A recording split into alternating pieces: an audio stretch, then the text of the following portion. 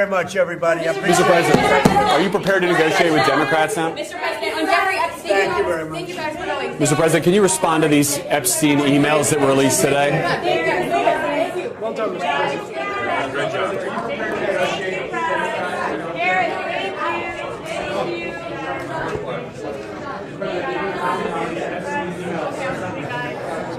Good try. Trump is now begging Republicans publicly to stop talking about Jeffrey Epstein. He wants them to stop. He said in a New Truth Social post minutes ago, Democrats are doing everything in their withering power to push the Epstein hoax again, despite the DOJ releasing 50,000 pages of documents in order to deflect from all of their bad policies and losses, especially the shutdown embarrassment, where their party is in total disarray and has no idea what to do. Some weak Republicans have fallen into their clutches because they are soft and foolish.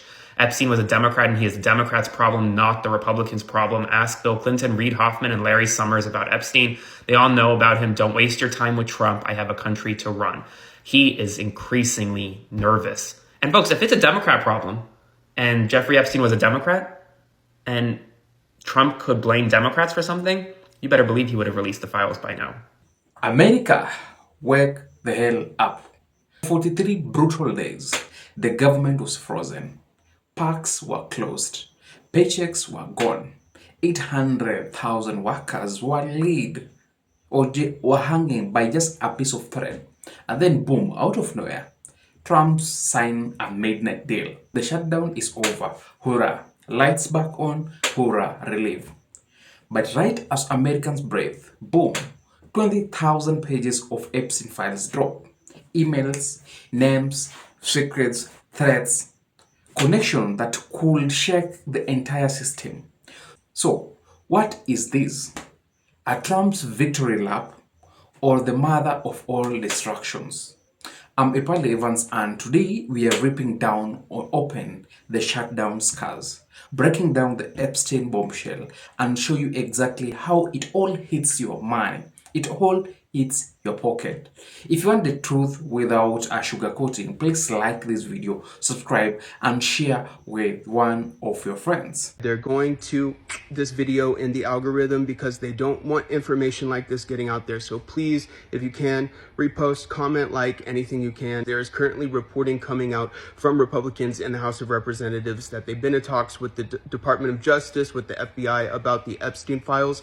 And it's been revealed that what is actually in the Epstein files is so much more incriminating for Donald Trump than anybody has been revealed so far. The public has already been made aware for a long time by the reporting from Michael Wolff that supposedly there are pictures incriminating Donald Trump, such as him with topless young girls sitting in his lap while they're like laughing at a stain on his pants and stuff. But it's being reported right now to House representatives in the Republican Party that it is in fact so much worse than just that. And they know this, and that is the number one reason why the government is still shut down. Democrats elected Adelita Grijalva, a congresswoman from Arizona, and she has not been sworn into Congress for 40 days or so since she got elected, because she would be the 218th vote needed to release the Epstein files. They will do anything they can to protect not only Donald Trump, but any other PDF files that are incredibly rich,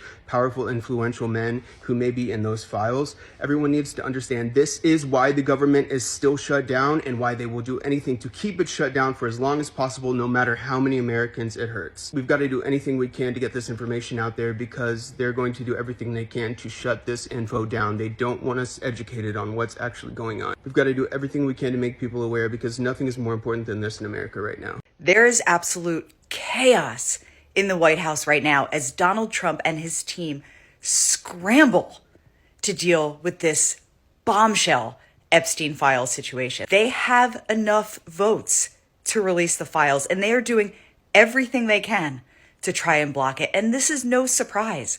Why would they try so hard to block it if there was nothing to be concerned about? We have known for so long that there is a deep connection between Donald Trump and Jeffrey Epstein. And just this morning, an email, a damning email, was released between Maxwell and Epstein talking about Trump, talking about how Trump was there at Epstein's house with a victim.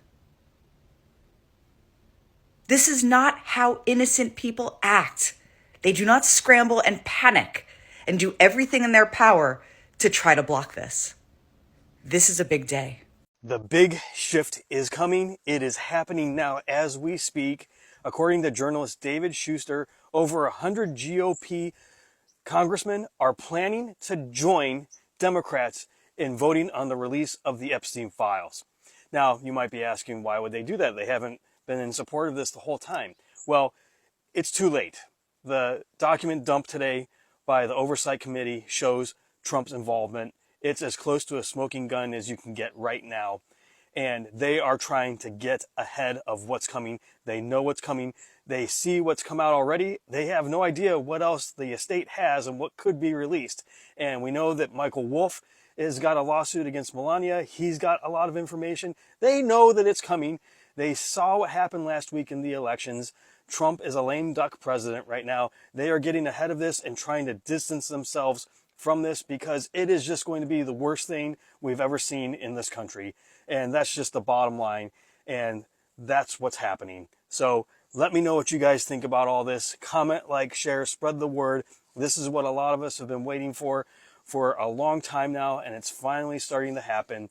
So be sure to check back, and I'll see you here for the 411. Now, to dissect the whole issue down, we shall start with a deep down on shutdown. All right, so now let's break the shutdown. 43 days, the longest in the US history.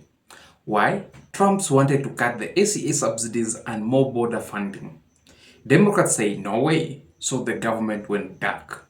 But before you start throwing the tantrums, the Republicans or the MAGA are the same are the same people who said migrants, were using up their money.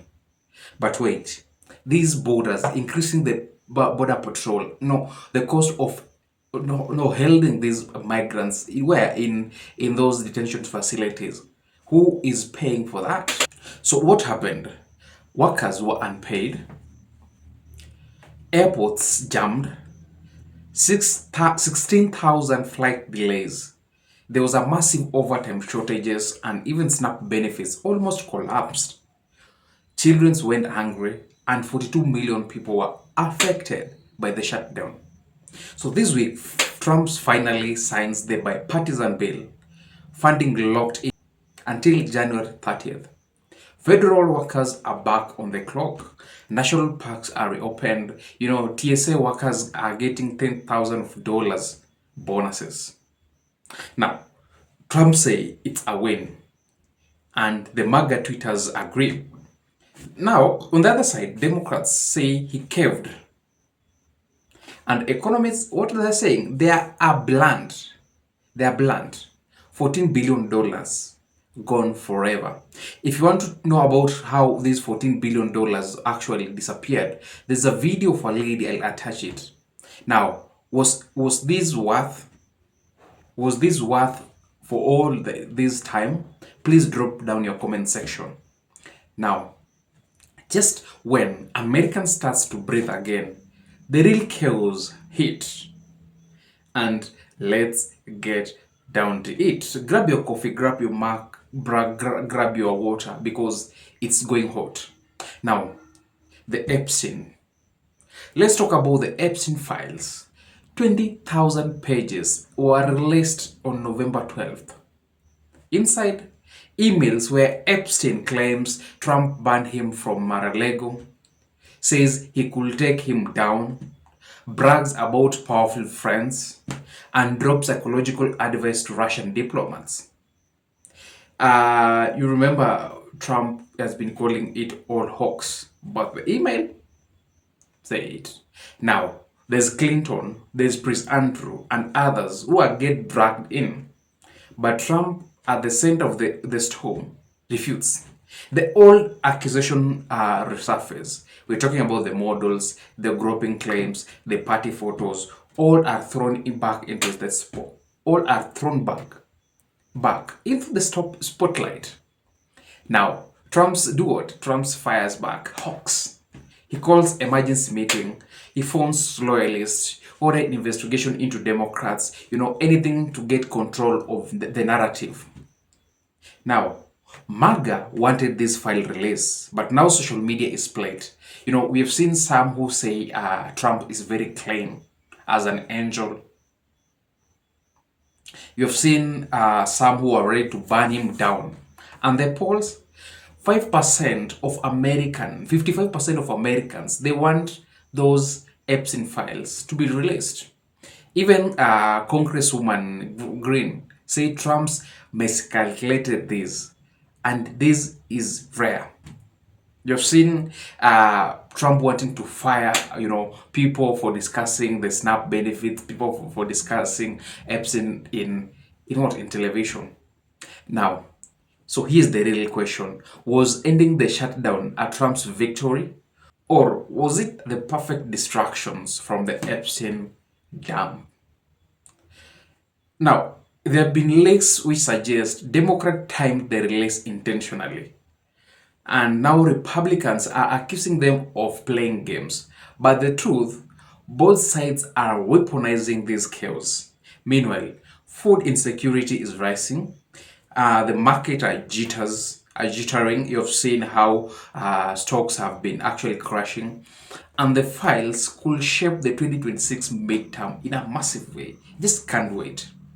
Now, the shutdown politics, the Epstein accusation, and Trump is in the middle of all this. You know what? This story is not over, and it needs to be discussed further.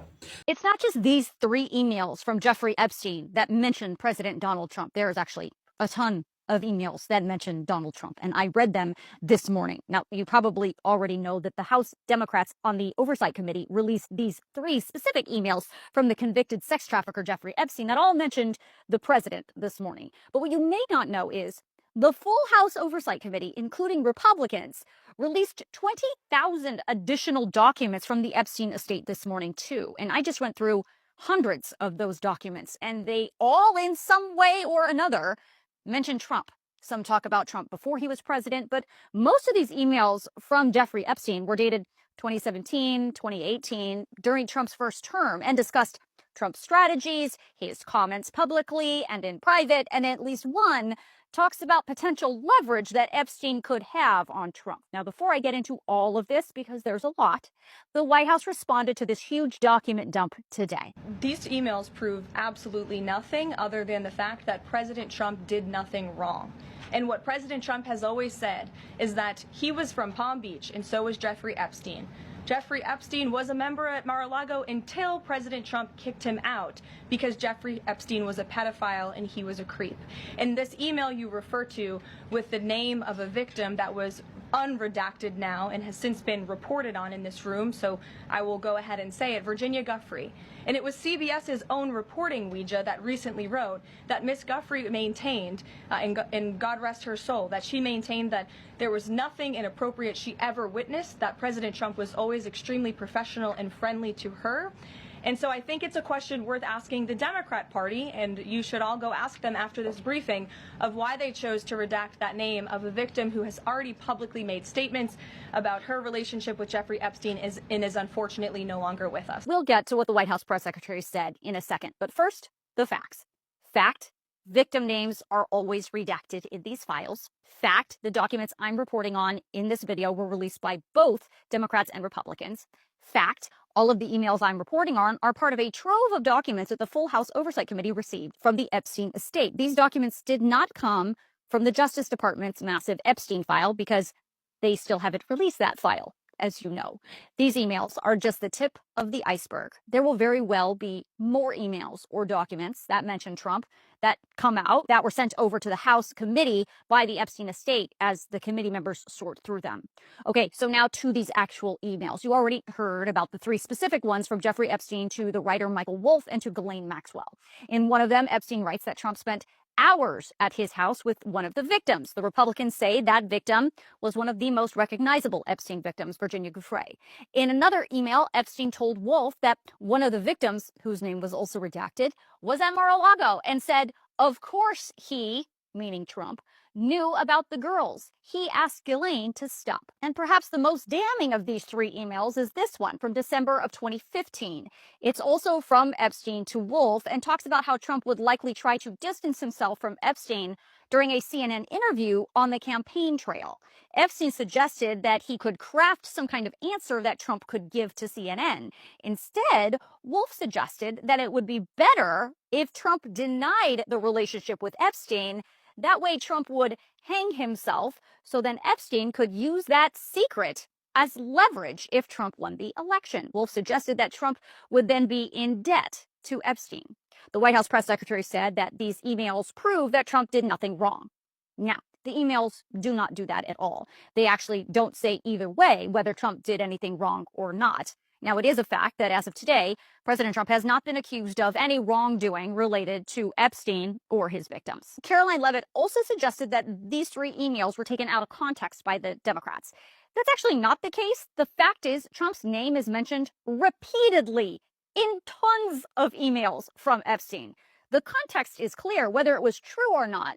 Lots of people at that time believed that Epstein had some kind of relationship with, or pull with, or inside knowledge of President Trump during his first term. That is clear from these emails.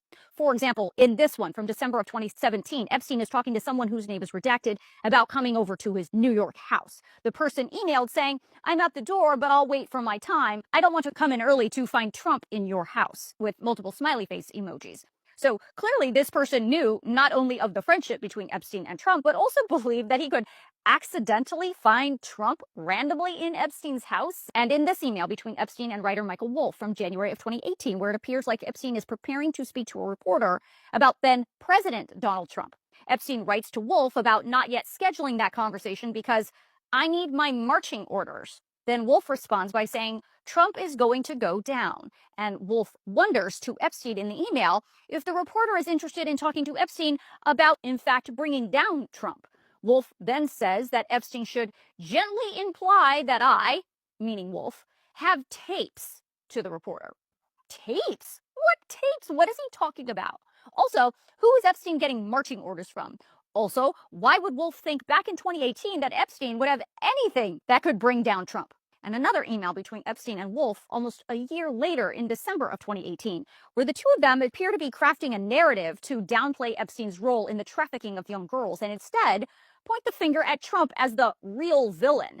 Epstein writes, "Do you think we highlight that at the end of the day it was prostitution, sex for money, a state crime with laws?" Wolff says that's not going to work. He says, "At this point, I don't think you can go legalistic. They've won the high ground, young, vulnerable, poor girls." Epstein writes, "I'm aware. I'm thinking what Trump would do." Wolff responds, "He never tries to explain. He denies, blames media, denigrates someone else." And in this email from January of 2018, Epstein is talking with another reporter from the New York Times where he says, "No question, Donald's statement is goofy," and then asks, "Early dementia?" I'm still going through all of this document dump. Again, 20,000 documents. If I find anything else that is significant, of course, I will share it with you. And if you want to see these documents for yourself, I'm going to email them all out to you tonight in my Facts HQ email, so make sure you sign yourself up. So, Shutdown, a savior or a scandalous shield? You decide. And please drop down your comment section. If this breakdown helped you understand the chaos, hit like, hit subscribe, and share this video with your friends who actually likes the matter of truth. You know what? Truth sometimes matters. Transparency matters. Transparency matters. And we are not even digging. Oh, we are not even done digging. Stay skeptical and see you in the next video. And tell me what you think about this video in the comment section.